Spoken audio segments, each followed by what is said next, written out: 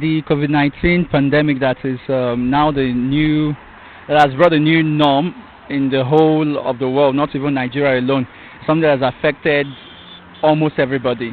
Almost everybody. I say almost everybody because, of course, there are people who are still profiting and who this has been of much profit to. But clearly, it has affected a lot of people, especially when you come to the low class and the middle class citizens of different nations.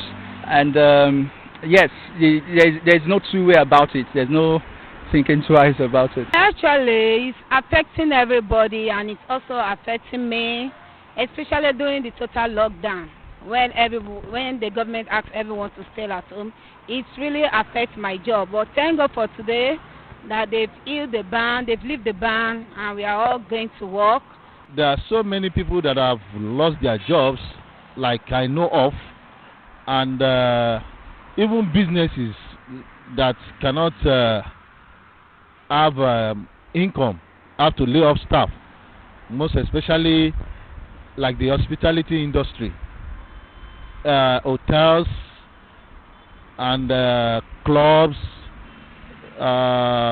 those that have to do with day-to-day activities have been affected adversely. To stay at home without doing anything, it has not really been easy. Most especially the peasants that go out daily to fend for themselves. This has not really been easy with us, and our government is not helping matters. They didn't even care to give anything palliative. The COVID-19 is affecting everyone. It's almost affecting every Nigerian, most especially in terms of feeding. Like when the lockdown was on, we could not even go out. Me and my family, I'm a family man, I'm married, I have children. Even to feed, it was a hair. But we thank God. I think you have major citizens of the country who earn by their daily income. What I mean is, there are people who will not have anything to eat if they don't go out in the first place. It's true, the COVID-19 affects people very well. People lost their job. I also have a brother, a sister that lost their job because of COVID-19. But what I would say is we should keep maintaining our social distance, using our hand sanitizer to reduce the COVID within our country. Areas that have to do with most especially the sectors or parastatals or agents that have to do with social amenities and areas of that has to do with pandemic like this, whether there is or not. Because if this NCDC funded well and departments of such NCDC, this wouldn't have eaten us so much. My salary is not like I've been stopped from working, but my salary has been split into two. The normal salary I used to collect, now I'm collecting half of the salary. So it's really affecting my income.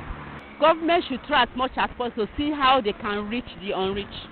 To give things to the poor. People are suffering. People are dying every day. People will be sick now. They go to the hospital. They will not attend to them. Before you know, they say it's COVID-19. So please, hunger is killing people more than the virus. So the government should try and do something about it.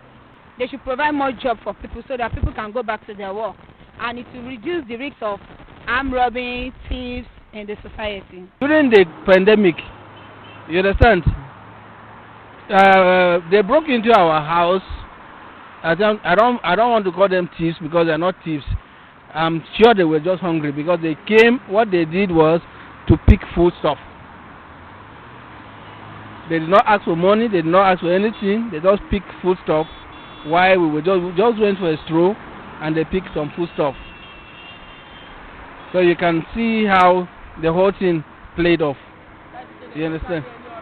No electronics, nothing, no money. They didn't even touch any money.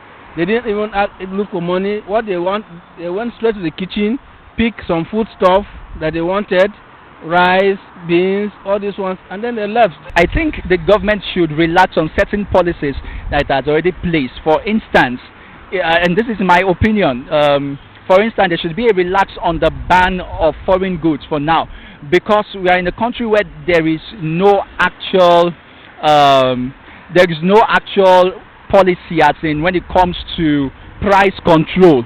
And so if you're putting a ban on goods, I think first of all there should be a policy that works on price control in order to have a limit to which prices can go up, or a limit to which production houses or companies can set prices on particular goods. For instance, I'll take the rice.